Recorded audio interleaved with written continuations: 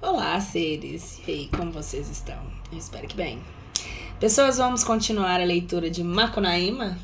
Acho que a gente está um tempo aí já sem ler esse livro, deu uma vontade de ler ele hoje. E a gente tinha parado na página 14, né? Onde nós íamos entrar na parte Boiuna Luna do capítulo 4. No outro dia, bem cedo, o herói, padecendo de saudades de si, a companheira para sempre inesquecível, furou o beiço inferior e fez de Muraquitã um tembetá. Sentiu que ia chorar. Chamou depressa os manos, se despediu das encaminhabas e partiu. Guarderiaram por todos aqueles matos sobre os quais Macunaíma imperava agora. Por toda a parte, ele recebia homenagens e era sempre acompanhado pelo séquito de araras vermelhas e jandaias. Nas noites de amargura, ele trepava num açaizeiro de frutas roxas com a alma dele e contemplava no céu a figura de si.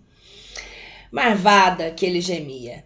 Então ficava sofrendo muito, e invocava os deuses bons e cantando cânticos de longa duração. Rudá, Rudá, tu que secas as chuvas, faz com que os ventos do oceano desembestem-se por minha terra, para que as nuvens vão-se embora e a minha marvada brilhe, limpinha e firme no céu. Faz com que se amansem todas as águas dos rios, para que eu, me banhando neles, possa brincar com a marvada, refletida no espelho das águas. Assim, então ele descia e chorava, encostado no ombro de Maanapé. Jiguê, soluçando de pena, animava o fogo da caieira, para que o herói não sentisse frio. Maanape engolia as lágrimas, invocando a Cutipuru e Murucututu, do Cucu, todos esses donos do sono, e acalantos assim. A Cutipuru empresta vosso sono para Macunaíma, que é muito manhoso. Cantava os carrapatos do herói e o acalmava, balanceando o corpo. O herói acalmava e adormecia bem. No outro dia, os 3 estrangeiros recomeçavam a caminhada através dos matos misteriosos. Macunaíma era sempre seguido pelo séquito de araras vermelhas e jandaias. Caminhando, uma feita em que a raiada principiava enxotando a escureza da noite, escutavam longe um lamento da moça. Foram ver, andaram légua e meia e encontraram uma cascata chorando sem parada. Macunaíma perguntou para a cascata: o que é isso? Chouriço, conta o que é. E a cascata contou o que tinha sucedido para ela. Não vê que eu chamo Naipi, sou filha de Tuxauá, Mexoiquiti, Mexoitiqui. Não é Mexoiquiti, Mexoitiqui.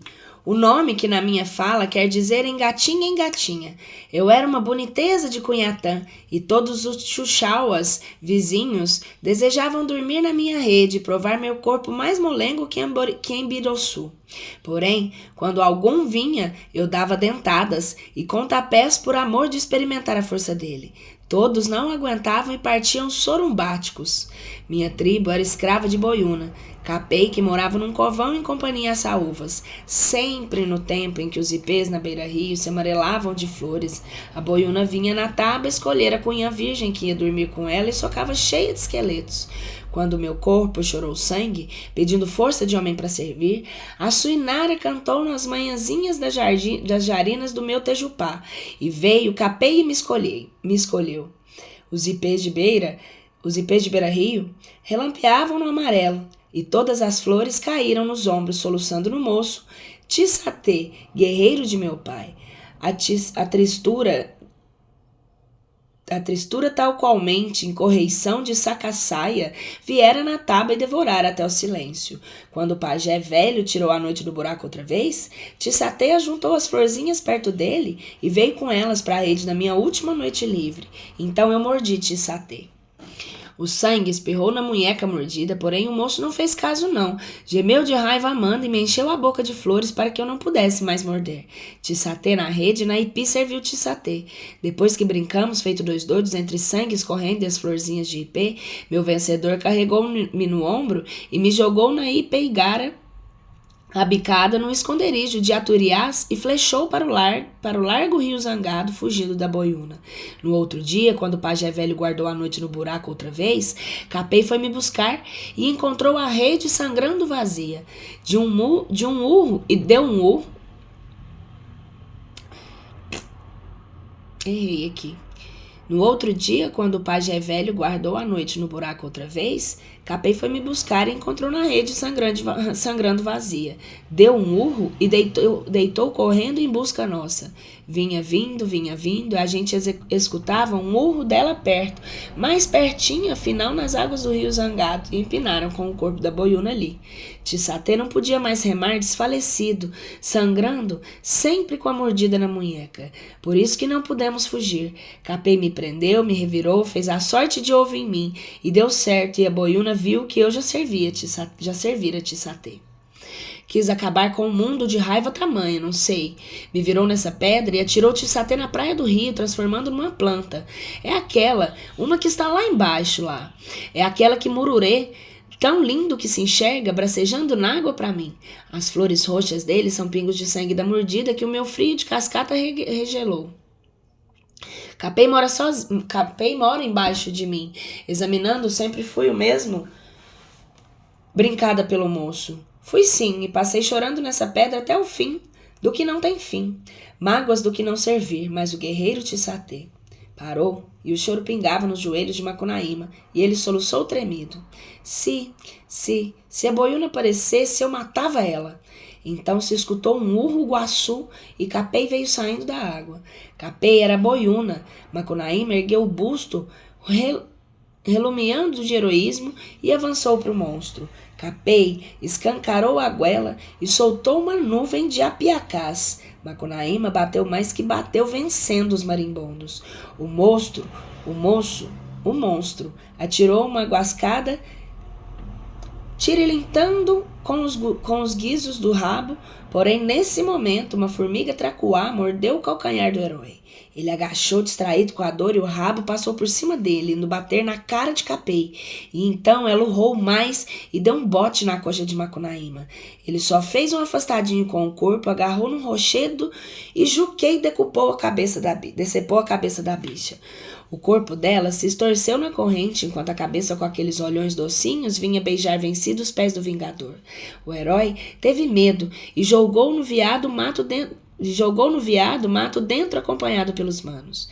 Vem cá, Siriri, vem cá, que a cabeça gritava.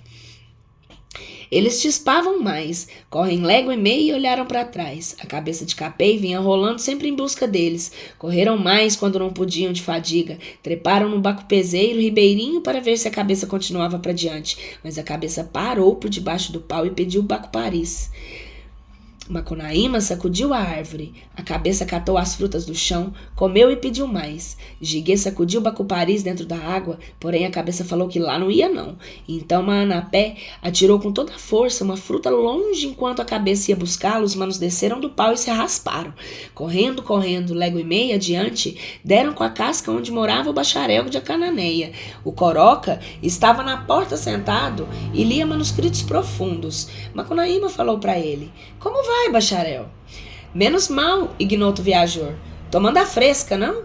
Ceste virai, como dizem os franceses." Ceste lá. Bem, até logo, bacharel. Não sei falar isso aqui, gente. Bem, até logo, bacharel. Estou meio afobado. E chisparam outra vez. Atravessaram o sambaquis da cuputera do morrete num respiro. Logo adiante havia um rancho teatino. Entraram e fecharam a porta bem. Então, Macunaíma pôs reparo e perderam o Tembetá. Ficou desesperado porque era a única lembrança que guardava de si. Ia saindo para campear a pedra, porém os manos não deixaram. Não durou muito que a cabeça chegou. Juquel bateu. "O que há? Abra a porta para mim entrar." Porém, Jacaré abriu, nem eles, e a cabeça não pôde entrar. Macunaíma não sabia que a cabeça ficara escrava dele e não vinha para fazer mal, não. A cabeça esperou muito, porém, vendo que não abriam mesmo, matutou no que ia ser. Se fosse ser água, os outros bebiam; se fosse formiga, esmagavam; se fosse mosquito, filtravam; se fosse trem de ferro, descarrilhava; se fosse rio, punhavam no mapa. Então resolveu ser lua e gritou: "Abram a porta, gente, que eu quero umas coisas. Macunaíma espiou pela fresta e avisou Jiguê já abrindo. Está solta. Jiguê tornou a fechar a porta. Por isso que existe a expressão tá solto, indicando que a gente não faz mesmo o que nos pedem. Ah, isso é uma expressão mesmo, gente. Que doido. Por isso, eu vou até reler isso aqui agora, porque ficou até confuso, né? Jiguê tornou a fechar a porta, por isso que existe a expressão tá solto, indicando que a gente não faz mesmo o que nos pedem. Quando Capei viu que não abriram a porta, principiou se lembrando muito e perguntou para Iandu Caranguejeira se ajudava a subida para o céu. Meu filho, sol derrete, secundou a aranha tatamanha. Então Cabeça pediu para os Chechel se juntarem e ficou olhando a noite escura. Meu filho, ninguém enxerga de noite, disse a aranha tatamanha. A Cabeça foi buscar um coutier de friagem nos Andes e falou: despeja uma gota cada légua e meia. Fio branqueia de geada, podemos ir. Pois então vamos. A Iandu principiou fazendo fio no chão. Com o primeiro ventinho que brisou por ali, o fio leviano se ergueu no céu. Então a aranha tatamanha subiu por ele e da ponta lá riba derramou um bocado de geada. E enquanto a Iandu caranguejeira fazia mais fio de lá para riba, o de baixo branqueava todo. E a Cabeça gritou: adeus, meu povo, que eu vou pro céu. E lá, comendo, foi-se subindo para o campo vasto do céu. Os manos abriram a porta e espiaram. Capei sempre subindo. Você vai mesmo pro céu, Cabeça? Ela fez, não podendo mais abrir a boca. Quando foi ali pela primeira hora antes da madrugada, Boiúna Capei chegou no céu. Estava gorducha de tanto fio comido e muito pálida de esforço. Todo o suor dela caía sobre a terra. Tem gotinhas de orvalho novo. Por causa do fio geado é que Capei é tão fria. Dantes, Capei foi a Boiúna, mas agora é a Cabeça da lua lá no campo vasto do céu. Desde essas feitas caranguejeiras preferem fazer fio de noite. No outro dia, os manos deram campo à beira do rio, mas campearam em vão. Nada de Muiraquitã. Perguntaram para todos os seres, Aprema, Saguis, Tatus, muitas Tejus Mussuãs, da terra e das árvores, Tapiucabas, Xabós, Matinas Pereiras e Pinicapaus, Aracuãs do ar, Prave Japinho, seu compadre marimbondo, para Baratinha Casadeira, pro pássaro que grita tam, e a sua companheira que responde tam, para a lagartixa que anda de pique com ratão, para os tambuquis e tucunarés, pirarucus, curimbatás do rio, os pecais tapicurus e irerês da praia, todos esses entes vivos, mas ninguém não vira nada, ninguém não sabia de nada, e os manos bateram a pé na estrada outra vez, varando os domínios imperiais. O silêncio era feio, e o desespero também. De vez em quando, Macunaíma parava pensando na marvada, de que desejo batia nele, parava tempo, chorava muito tempo, as lágrimas escorregando pelas faces infantis do herói iam lhe batizar a petaria cabeluda. Então ele suspirava, sacudindo a cabecinha. Qual, manos? Amor primeiro, não tem companheiro, não. Criancinha. Continuava a caminhar, e por toda parte recebia homenagens, e era sempre seguido pelo séquito sarapintado de jandaias e araras vermelhas. Uma feita em que deitara numa sombra enquanto esperava os manos pescando, o negrinho do pastoreiro para quem Macunaíma rezava diariamente, se apiedou do Panema e resolveu ajudá-lo. Mandou o passarinho o Irapuru. Quando o herói escutou um tatalarque inquieto e o passarinho o Irapuru pousou no joelho dele, Macunaíma fez um gesto de caceteação e enxotou o passarinho Irapuru. Nem bem minuto passado, escutou de novo a bolha e o passarinho pousou na barriga dele. Macunaíma nem se amolou mais. Então o passarinho Irapuru agarrou cantando doçura e o herói entendeu tudo o que ele cantava. Era que Macunaíma estava desinfeliz, porque perdera a Muiraquitã na praia, o rio quando subia no Bacupari. Porém agora cantava o lamento do Irapuru. Nunca mais que Macunaíma havia de ser Marupiara não, porque um tracajá engolira Muiraquitã e o mariscador apanhara a tartaruga que tinha vendido para a Pedra Verde para um regatão peruano chamado Venceslau Pietro Pietra. Gente, ler Macunaíma é um trava-língua do caramba! Caraca, véi! Eu já me enrolei uma pá de vez aqui. Deixa eu voltar de novo. O dono do talismã enriquecera e parava o fazendeiro Baludo lá em São Paulo, e a cidade macota lambida pelo Igarapé Tietê. Dito isto, o passarinho Irapuru executou uma letra no ar e desapareceu. Quando os manos chegaram de pesca, Macunaíma falou para eles: ia andando por um caminho negaciando, um catigueiro e vai. Presenciei um friume no costado. Botei a mão e saiu uma lacraia mansa que me falou toda a verdade. Então Macunaíma contou o paradeiro de Muraquitã e disse para os manos que estavam dispostos a ir a São Paulo procurar esse Venceslau, Pietro Pietra, e retomar o Tembetá roubado. E Cascavel faça ninho, se ou não topo, com Muraquitã. Se vocês venham comigo, muito bem. Se não, homem antes só que do mal acompanhado. Mas eu tenho opinião de sapo, e quando encasqueto uma coisa eu aguento firme no toco. Hei de ir só para tirar a prosa do passarinho Irapuru, minto da lacraia. Depois, discursou Macunaíma e deu uma grande gargalhada, imaginando na peça que pregava no passarinho. Manape, Jiguê resolveram ir com ele, mesmo porque o herói carecia de proteção. 5. Piaimã. No outro dia, Macunaíma pulou cedo na Ubá e deu uma chegada até a foz do Rio Negro para deixar a consciência na ilha de Marapatá. Deixou-a bem na ponta do mandacaru de 10 metros para não ser comida pelas saúvas. Voltou para o lugar onde os manos esperavam e no pino do dia os três rumaram para a margem da esquerda do sol.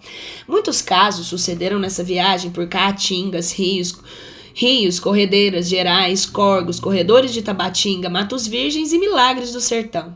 Macunaíma vinha com os 2 manos para São Paulo. Foi a Araguaia que facilitou-lhes a viagem. Por tantas conquistas e tantos feitos passados, o herói não ajuntara um vintém só, mas os tesouros herdados de Camiaba, Estrela, estavam escondidos nas grunhas do Roraima.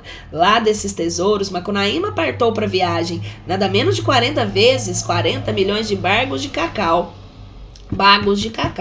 a moeda tradicional. Calculou com eles um dilúvio de embarcações e ficou lindo trepando pelo Araguaia aquele poder de igaras, em 200 em ajojo, que nem flecha na pele do rio. Na frente, Macunaíma vinha de pé, carrancudo, procurando de longe a cidade. Matutava, roendo os dedos e agora cobertos de berrugas de tanto apontarem-se estrela.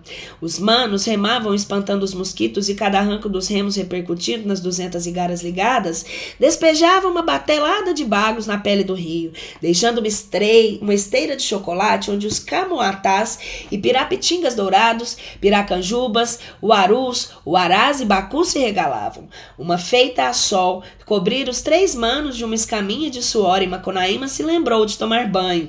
Porém, no rio era impossível por causa das piranhas, tão vorazes que de quando em quando, na luta para pegar um naco de irmã espedaçada, pulavam aos cachos para fora da água 1 metro e mais. Então Macunaíma enxergou numa lapa, bem no meio do rio, uma cova cheia d'água, e a cova que era que nem a marca de um pé gigante. Abicaram. O herói, depois de muitos gritos por causa do frio da água, entrou na cova e se lavou inteirinho. Mas a água era encantada, porque aquele buraco na lapa era a marca do pezão de Sumé, do tempo em que se andava pregando o evangelho de Jesus para a indiaiada brasileira. Quando o herói saiu do banho, estava branco e loiro de olhos azuizinhos. A água lavara perfume dele, e ninguém não seria capaz mais de indicar nele um filho da tribo retina dos Tapanhumas.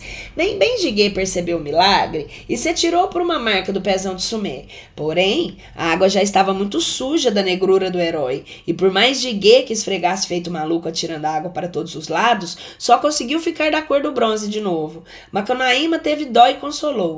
Olhe, mano Jiguê, branco não ficou não, porém, pretume foi-se antes fanhoso que sem nariz. Manape, então é que se foi lavar, mas Jiguê esborrifava toda a água encantada para fora da cova. Tinha só um bocado lá no fundo e Manapé conseguiu molhar só a palma dos pés e das mãos. Por isso ficou negro, bem filho da tribo dos Tapanhumas. Só que as palmas das mãos e dos pés deles são avermelhadas por terem se limpado na água santa. Macunaíma teve dó e consolou. Não se aveste, mano Manape. Não se aveste não, mas sofreu nosso tio Judas. E estava lindíssimo no sol da Lapa, os 3 manos num loiro vermelho, outro negro, de pé erguidos e nus. Todos os seres do mato espiavam assobrados. O jacareúna e jacaretinga, o jacaré-açu, o jacaré-uruaru, do papo amarelo, todos esses jacarés botaram os olhos de rochedo para fora d'água. Nos ramos das inganzeiras, das aningas e das mamoranas e embaúbas, dos catauaris e de beira-rio, o macaco prego, o macaco de cheiro, o guariba e o bugio, o coatá barrigudo, o coxio, o caiara, todos os 40 macacos do Brasil, todos espiavam babando de inveja. E os sabiás, o sabiaca, o sabiapoca, sabiaúna, o sabiapiranga, o sabiagongá, e que quando não se come me dá, o sabiá barranco, o sabiá tropeiro, o sabiá laranjeira, sabiá guti, todos esses ficaram pasmos e esqueceram de acabar o trinado, vozeando e vozeando com eloquência. Macunaíma teve ódio, botou as mãos nas ancas e gritou para a natureza: nunca viu, não? Gente, que livro sensacional. Ele é um trava-língua muito doido pra contar uma história muito engraçada, velho. Imagina, devia ter um filme. Será que tem filme do Macunaíma? Acho que já, né? Eu quero ver. Então outros seres naturais debandaram vivendo os 3 manos e seguiram o caminho outra vez. Gente, Macunaíma era um ser encantado. Ai, que legal. Caramba. Porém, entrando nas terras de Igarapé-Tietê, aonde o Bourbon vogava e a moeda tradicional não era mais cacau, em vez chamava arame, todos os contecos, 1000 réis, borós, tostão, 200 réis, 500 réis, 50 paus, 90 bagarotes e pelegas, cobres, xenxens, caraminguá, selos, bicos de coruja, mansune, bolada caulário, gimba, sirodó, bicha e pataracos, assim, adonde até liga pra meia ninguém comprava, nem por 20.000 cacaus. Macunaíma ficou muito contrariado. Ter de trabucar ele herói? Murmurou desolada. Ai, que preguiça! Te entendo, Macunaíma.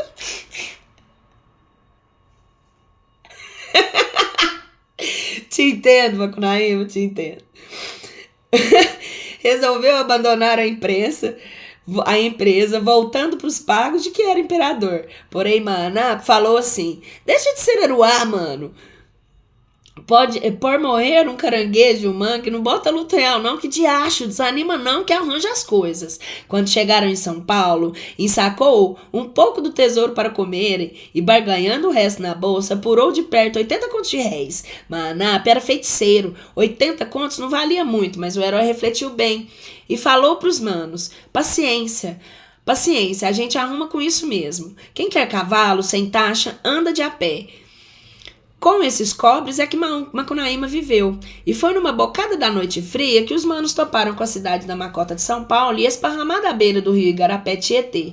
Primeiro foi a gritaria... Que isso? Primeiro foi a gritaria propagada imperial se despedindo do herói, e lá se foi o bando sarapintado volvendo para os matos do norte. Os manos entraram num cerrado cheio de ianjás, ouricuris, ubuçus, babcabas, mucajás, miritis, tucumãs, trazendo no curuatá uma penachada de fumo em vez de palmas e cocos. Todas as estrelas tinham descido do céu branco e tão molhado de garoa que banzavam pela cidade. Macunaíma lembrou de procurar Si. E dessa ele nunca poderia esquecer não, porque a rede feiticeira que ele armara para os brinquedos fora tecida com os próprios cabelos dela, e isso a torna tecedeira inesquecível. Macunaíma campeou nas redes das estradas e terreiros e estavam apinhados de cunhãs tão brancas, tão alvinhas, tão... que Macunaíma gemia, roçava nas cunhãs, murmurejando com doçura: mane, filhinhas da mandioca, perdido de gosto e tanta formosura. Afinal, escolheu 3, brincou com elas na rede estranha plantada no chão, numa maloca mais alta que a Paranaguara. Depois, por causa daquela rede ser dura, dormiu atravessado sobre os copos de cunhãs. E à noite, custou para ele 400 bagarotes. A inteligência do herói estava muito perturbada. Acordou com os berros da bicharia lá embaixo nas ruas, disparando entre as malocas temíveis, e aquele diacho de saguiaçu que carregava para o alto do tupiri tamanho em que dormira. pro alto do tapiri, tamanho que dormira. Que mundo de bichos, que despropósito de papões roncando, muaris, juruparis, sacis e boitatás, nos atalhos, nas socavas, nas cordas dos monstros, furados por grotões, donde gentama saía muito branquinha, branquíssima, de certo a filharada na mandioca. A inteligência do herói estava muito perturbada. As cunhãs rindo tinham ensinado para ele que o saguiaçu não era saguim não, chamava elevador e era uma máquina. De manhãzinha, ensinaram que todos aqueles piados berros cuquiatas, sopros, roncos e esturros não eram nada disso não. Eram mais claxons, campainhas, apitos, buzinas e tudo que era máquina. As onças pardas não eram onças pardas, se chamavam Fords, Umpimobiles, Chevrolets, Dodges, Marmons e eram máquinas. Os tamanduás, os boitatás, inajás, curuatás de fumo, em vez eram caminhões, bondes, autobondes, anúncios luminosos, relógios, faróis, rádios, motocicletas, telefones, gorjetas, postes de chaminés. Eram máquinas e tudo na cidade era só máquina. O herói, aprendendo calado, de vez em quando, estremecia, voltava a ficar imóvel, escutando, assuntando e maquinando numa cisma assombrada. Tomou um respeito, cheio de inveja por essa deusa de deveras forçuda, Tupã, farmanado, que os filhos da mandioca chamavam de máquina, mais cantadeira que mãe d'água em bulhas de sarapantar. Então resolveu ir brincar com a máquina, para ser também imperador dos filhos da mandioca. Mas as três cunhãs deram muitas risadas, e falaram isso de deuses era uma gorda mentira antiga, que não tinha Deus não, e que com a máquina ninguém não brinca, porque ela mata. A máquina não era Deus não, e nem possuía os distintivos femininos de que o herói gostava tanto. Era feita pelos homens. Se mexia com eletricidade, com fogo, com água, com vento, com fumo, os homens aproveitando as forças da natureza. Porém, Jacaré acreditou? Nem o herói. Se levantou da cama e com um gesto, esse sim, bem guaçu de desdém, batendo o antebraço esquerdo dentro do outro dobrado, mexeu com a energia munheca direita para três cunhãs e partiu.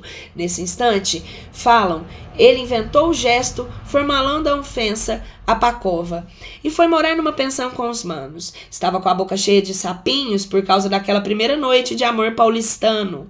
Gemia com as dores e não havia meios de sarar até que Maanap roubou uma chave do sacrário e deu para Macunaíma chupar. O herói chupou e sarou bem. Maanap era feiticeiro.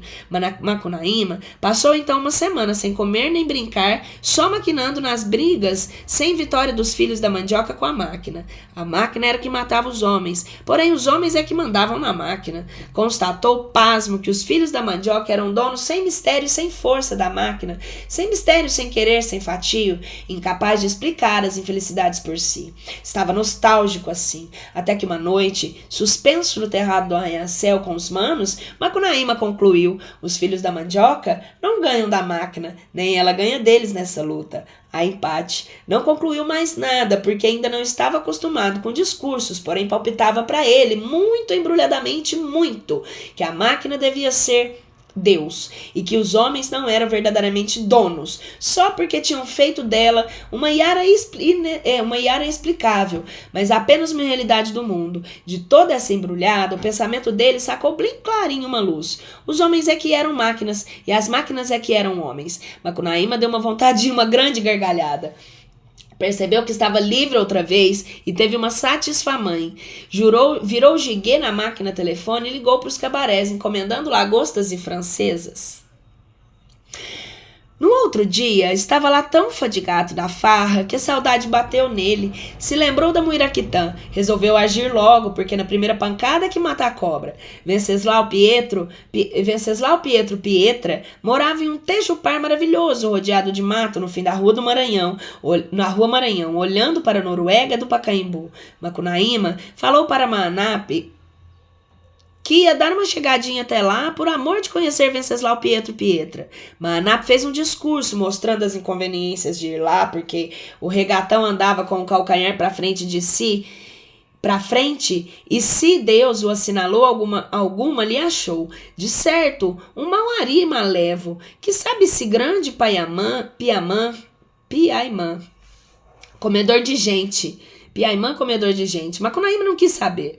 Pois eu vou assim mesmo. Onde me conhecem, honras me dão. Onde não me conhecem, me darão ou não. Então Maanap acompanhou o mano. Por detrás de Tejupar do regatão vivia a árvore de Desalura Leg, que dá todas as frutas, cajus, cajás, cajamangas, mangas, abacaxis, abacates, jabuticabas, graviolas, sapotis, pupunhumas, pitangas, guajiru, cheirando sovaco de preta, todas essas frutas de muito alta. Todas essas frutas e é muito alta. Os dois, é muito alta que tá escrito, né? Os dois manos estavam com fome. Fizeram zaiacuti com folhagem cortada pelas saúvas, esconderijo no galho mais baixo da árvore para flecharem a caça, devorando as frutas. Maanap falou para Macunaíma: olha, se algum passo cantar na segunda não, mano, senão a Deus minhas encomendas. O herói mexeu a cabeça que sim. Maanap atirava que a sarabatana e Macunaíma atirava com a sarabatana, e Macunaíma recolhia por detrás de Zaiacuti a caça caindo. Caça caía com estrondo e Macunaíma parava os mucros, macacos, micos, monos, mutuns, jacus, jaós, tucanos, todas essas caças. Porém, o estrondo tirou Venceslau Pietro Pietra do farniente, e ele veio a saber o que era aquilo. Venceslau Pietro era o gigante Piaimã, comedor de gente. Chegou à porta da casa e cantou feito pássaro, o goró, goró, goró. Parecendo muito longe, Macunaíma secundou logo. O goró, goró, goró. Maanap sabia do perigo e murmurou: esconde, mano. O herói escondeu por detrás de Zaiacuti entre a caça morta e as formigas, e então o gigante veio. Quem se secundou? Maanap respondeu: sei não. Quem se secundou? Sei não, 3 vezes. Daí o gigante falou: foi, gente, me mostra quem era. Maanap jogou um macuco morto. Piaimã engoliu o macuco e falou: foi, gente, me mostra quem era. Maanap jogou um macaco morto. Piaimã engoliu e continuou. Piaimã engoliu e continuou. Foi, gente, me mostra quem era. Então enxergou o dedo mindinho do herói escondido e atirou um banini na direção. Se ouviu um grito, gemido comprido, Juquel, e Macunaíma agachou com a flecha enterrada no coração. O gigante falou para Maanap: atira a gente que eu cacei. Atira a gente que eu cacei.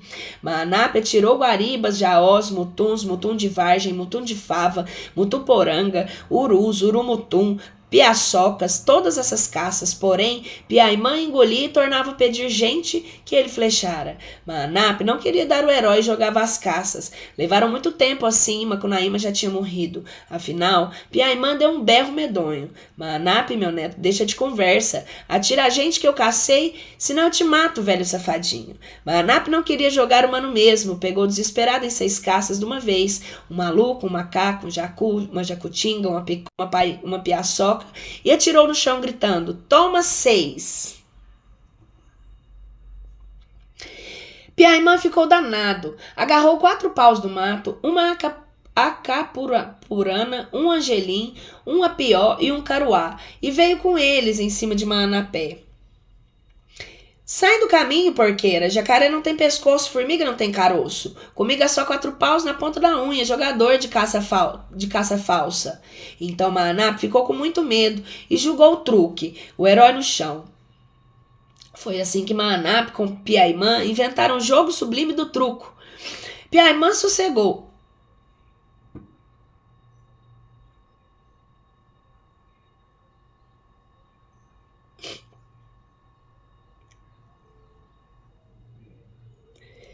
Piaimã sossegou, esse mesmo, agarrou o defunto por uma perna e foi puxado. Entrou na casa. Maanap desceu da árvore desesperado.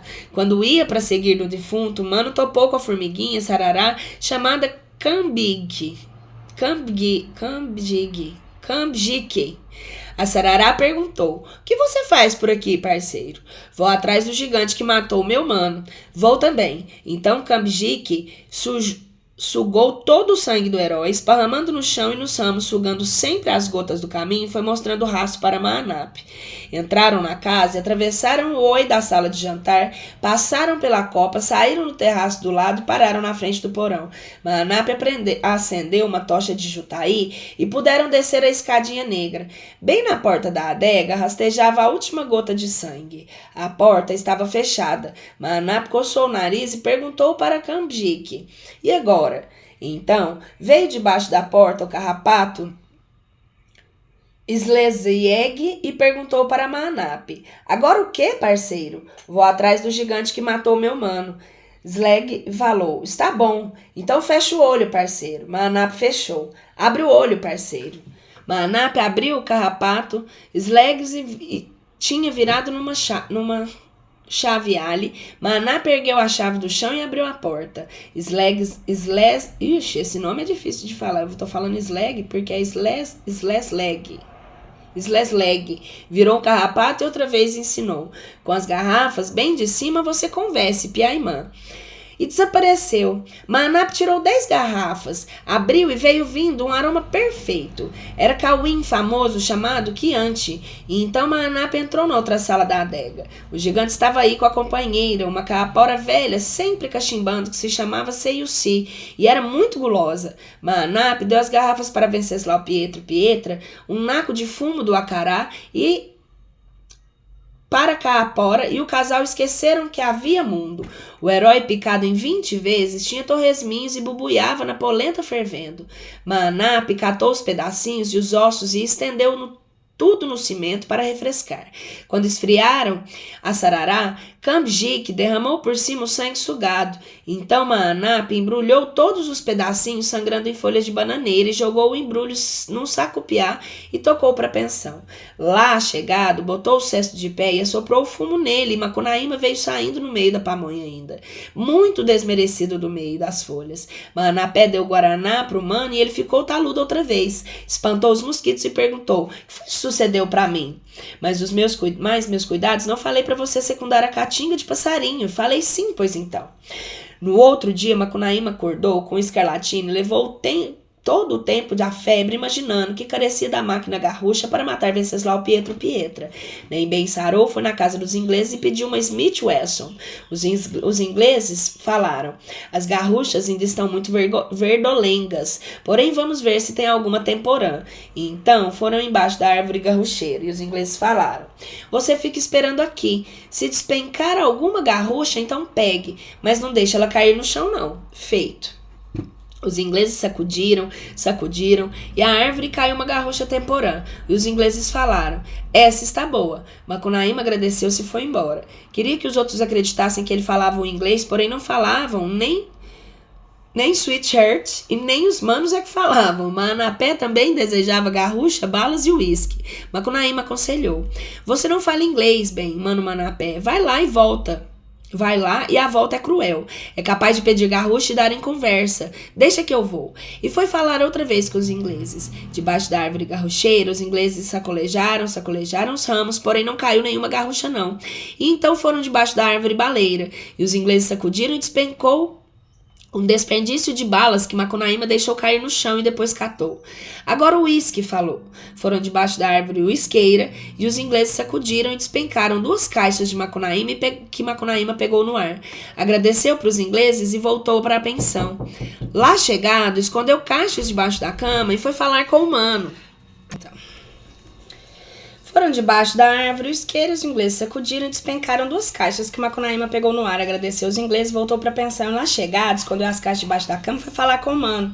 Falei inglês com eles, mano, porém não tinha nem garrucha nem uísque por causa do que passou. Uma correição de formiga, um sim, comeu tudo. As balas trago por causa do que me passou. As balas trago aqui. Agora dou uma garrucha pra você e quando alguém lhe bulir comigo, você atira. Então virou no giguê a máquina do telefone e virou o giguê na máquina telefone e ligou pro gigante e xingou a mãe dele. Nós vamos parar por aqui agora que eu vou ter que fazer uma outra coisa. Mas é isso. Projeto só, se você gostou, curte, compartilha, comenta, passa pra quem você acha que vai gostar desse tipo de leitura. Um beijo!